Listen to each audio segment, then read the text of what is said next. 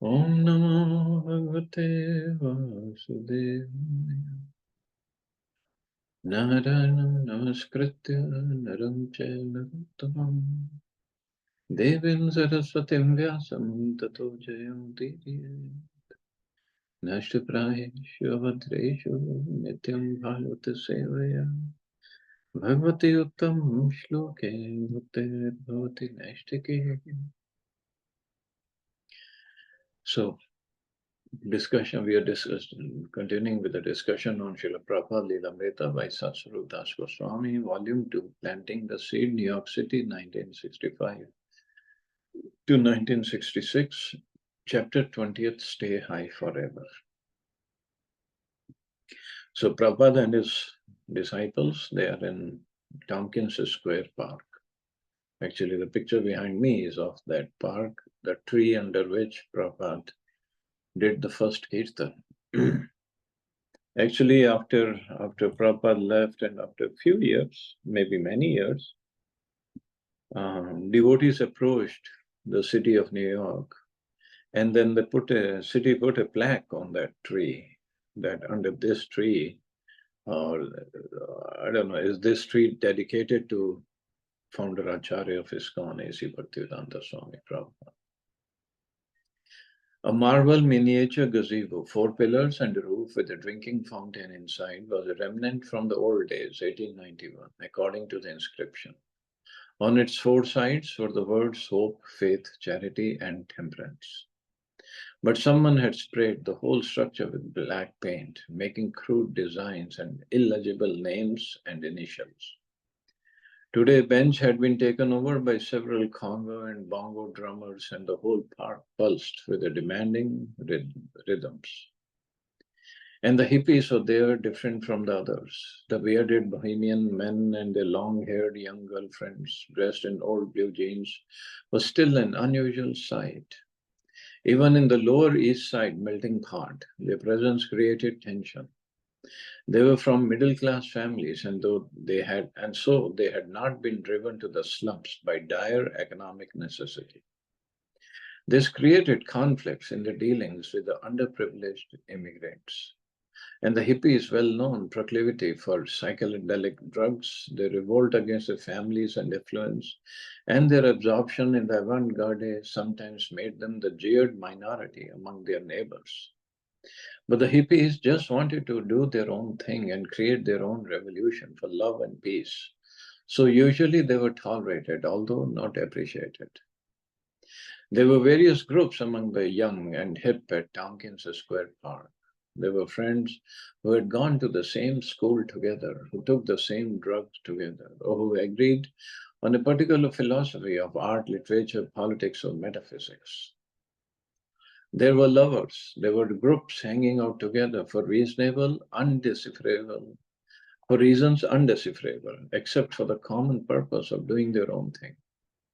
And there were others who lived like hermits. A loner would sit on a park bench analyzing the effects of cocaine, looking up at the strangely rustling green leaves of the trees and the blue sky above the tenements, and then down to the garbage at his feet, as he helplessly followed his mind from fear to illumination, to disgust to hallucination. On and on, until after a few hours, the drug began to wear off, and he was again a common stranger. Sometimes they would sit up all night, spaced out in the park, until at last, in the light of morning, they would stretch out on benches to sleep.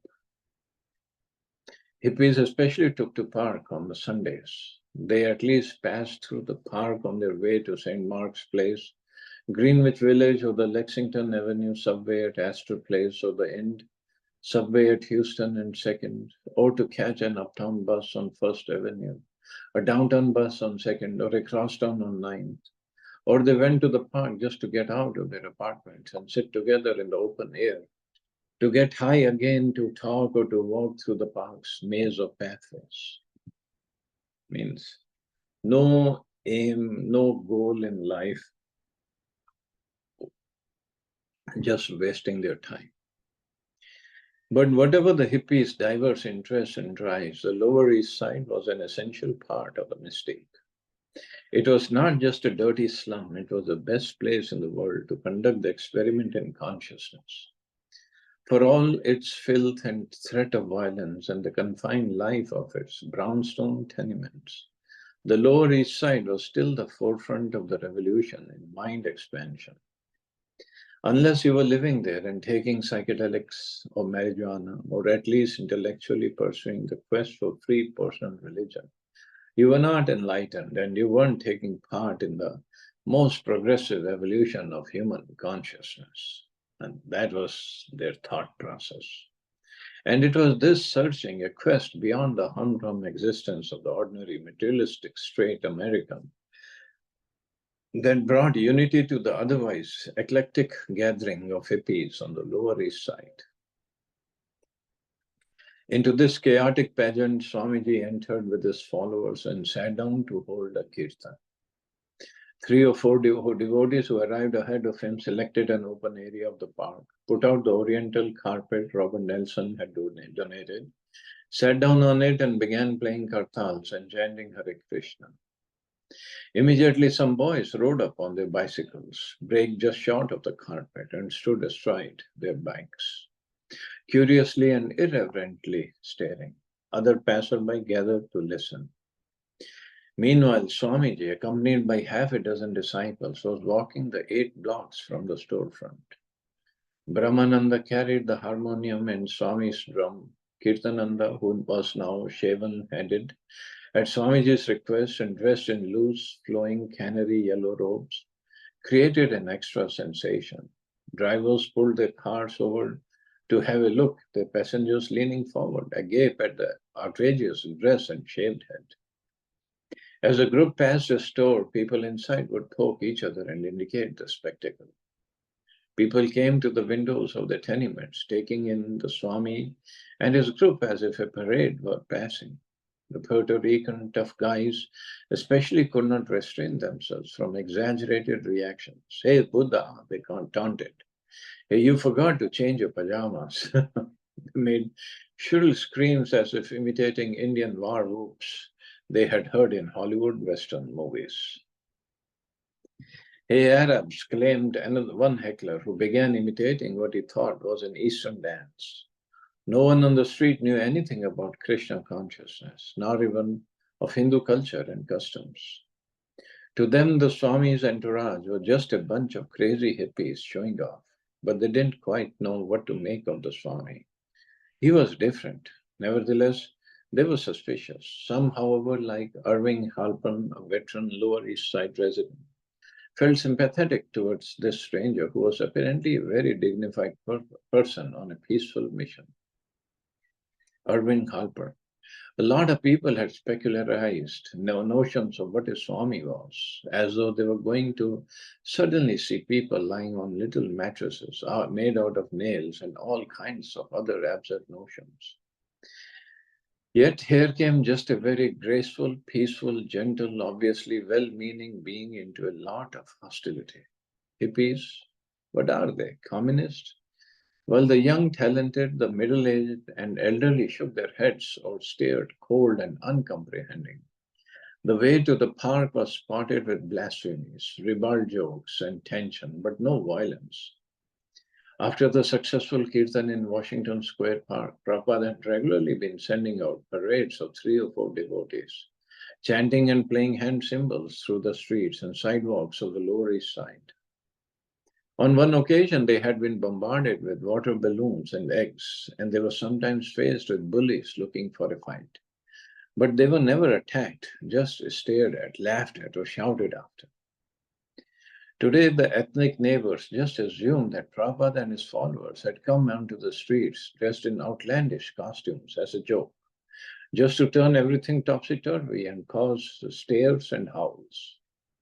They felt that their responses were only natural for any normal, respectable American slum dweller. So it was quite an adventure before the group even reached the park. Swamiji, however, remained unaffected.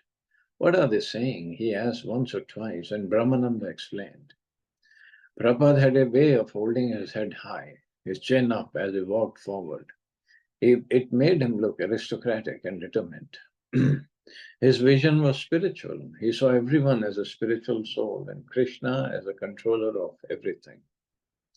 Yet aside from that, even from a worldly point of view, he was unafraid of the city's pandemonium. After all, he was an experienced Calcutta man. In Calcutta, he had seen everything. So he knew how to behave, how to walk. The kirtan had been going on for about 10 minutes when Swamiji arrived, stepping out of his white rubber slippers. Just as if he were home in the temple, he sat down on the rug with his followers, who had now stopped their singing and were watching him. He wore a pink sweater and around his shoulders a khadi wrapper. He smiled. Looking at his group indicated the rhythm by counting 1, 2, 3. Then he began clapping his hands heavily.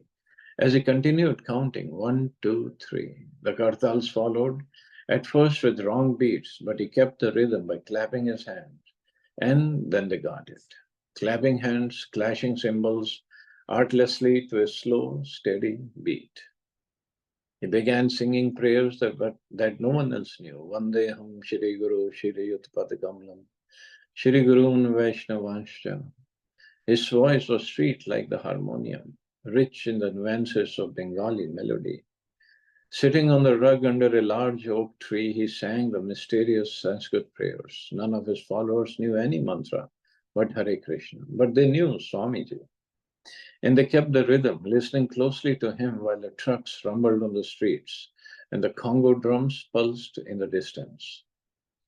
As he sang Shri Rupam Sagrajatam, the dogs came by, kids stared, a few mockers pointed fingers. Hey, who is that priest, man? But his voice was a shelter beyond the clashing dualities.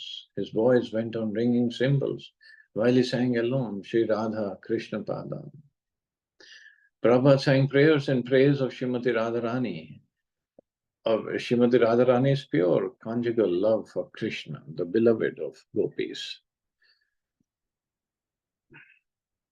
Each word passed down for hundreds of years by the intimate associates of Krishna was saturated with deep transcendental meaning that only he understood. Sahagam Lalita Shri Vishakhan Mitansha.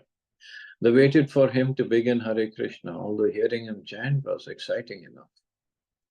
More people came, which was what Prabhupada wanted. He wanted them chanting and dancing with him. And now his followers wanted them too. They wanted to be with him.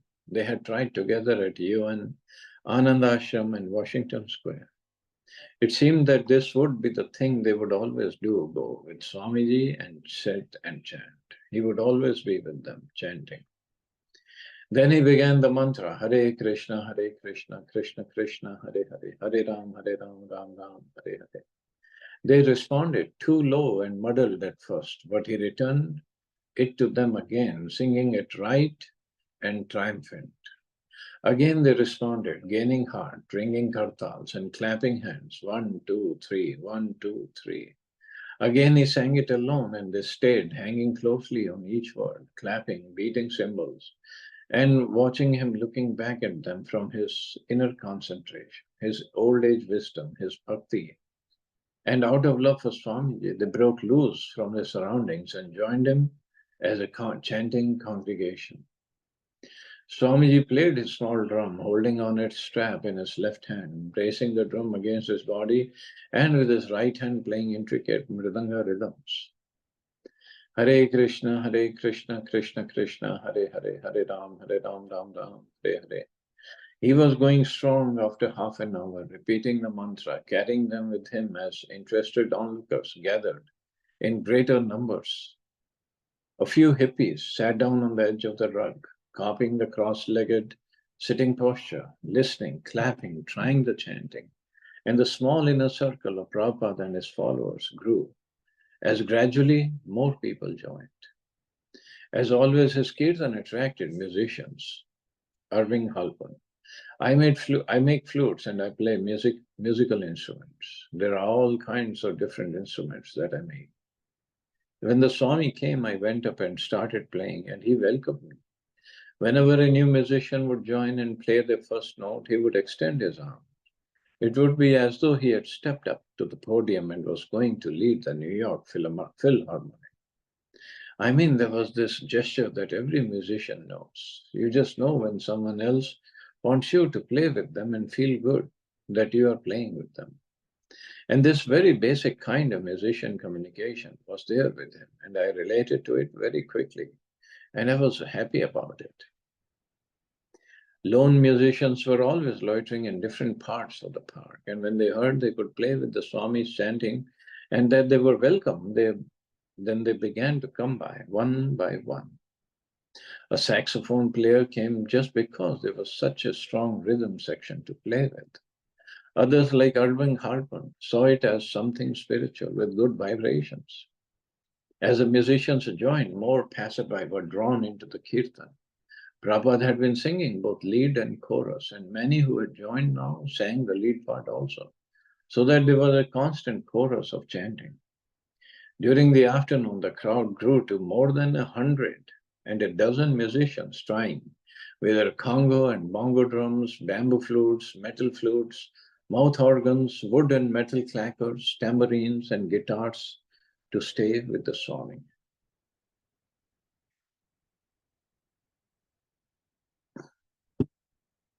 This actually is something America really is known for.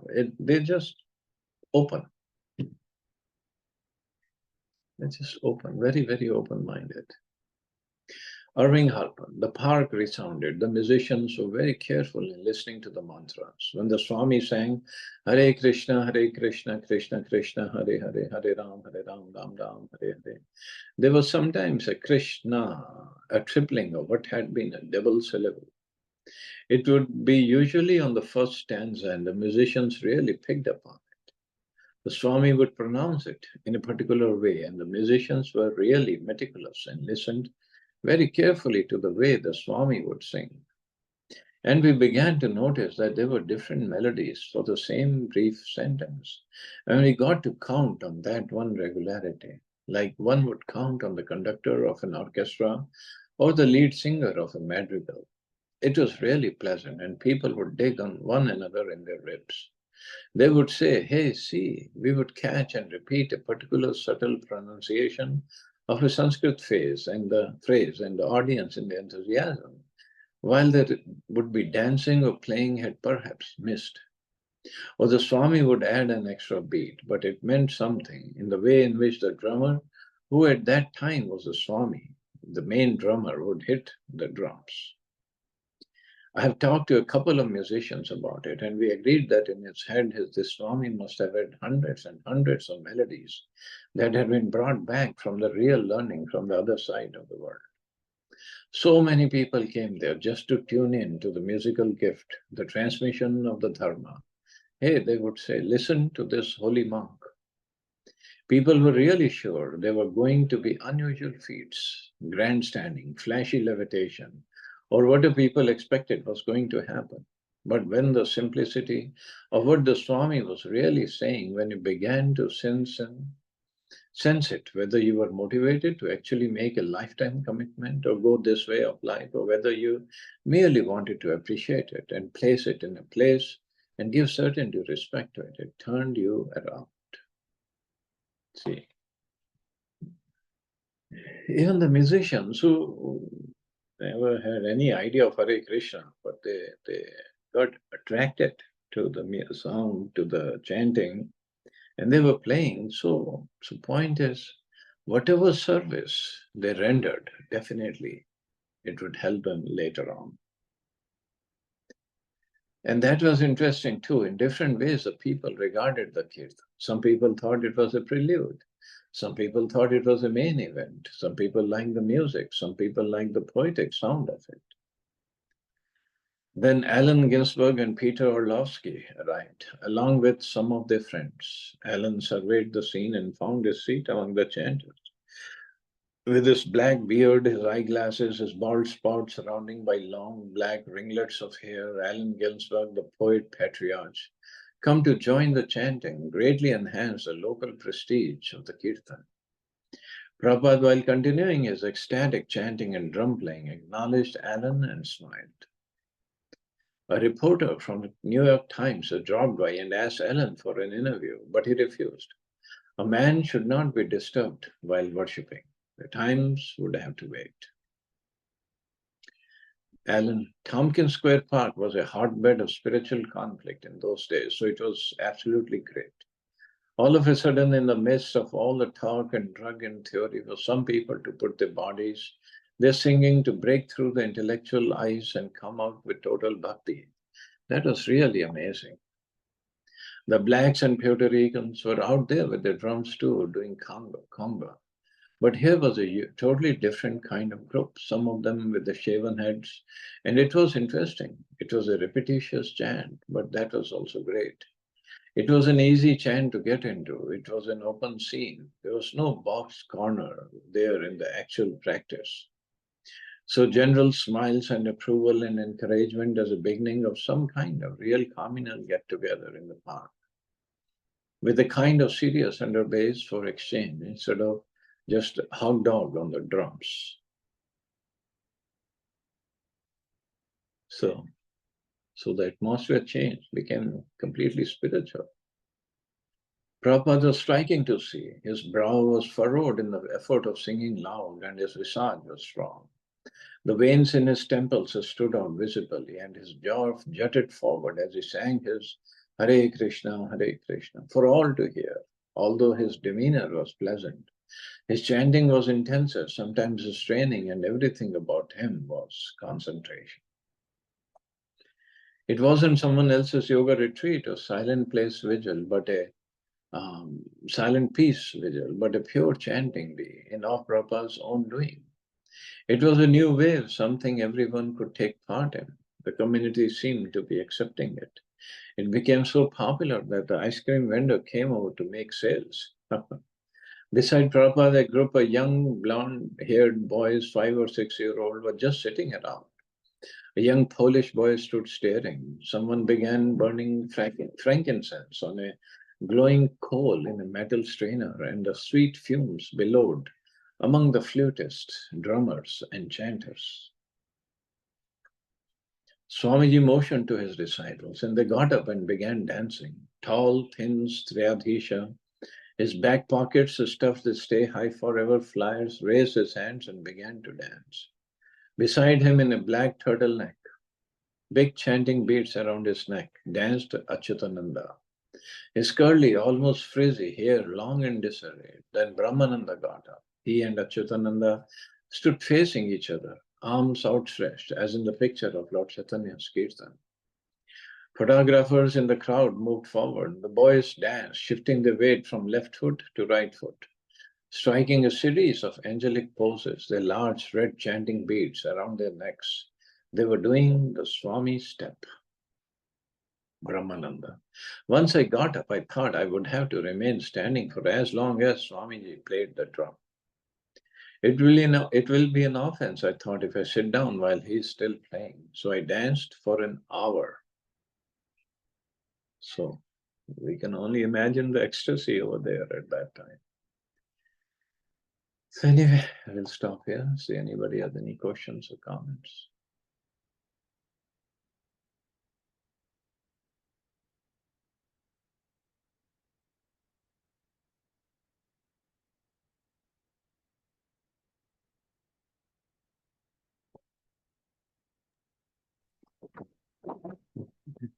Hare Krishna Prabhu.